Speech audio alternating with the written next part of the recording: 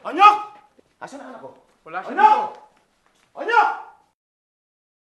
Ako po si Boy Abunda at nais ko po kayong imbitahan na manood, makiisa, makisalamuha, makipag-usap dito sa pelikulang ito, Boses, na ipapalabas po sa July 31 sa SM Cinemas.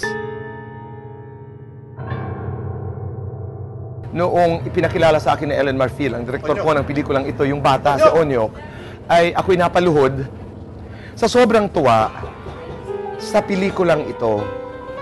Every child, every mother, every father should watch.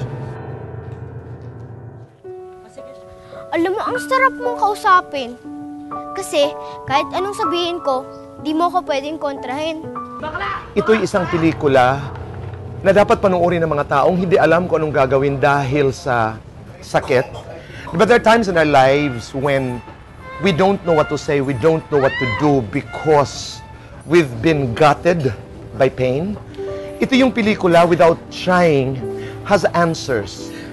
Parang sabi ko, yung pain pala, can get people together and can heal each other, can get people together, and if you know how to harness pain, you need to hear this voice. Kailangan marinig niyo po ang boses na ito. And the best thing is, hindi lamang maririnig, kailangan mapanood niyo po ang boses na ito. This is one of the best films.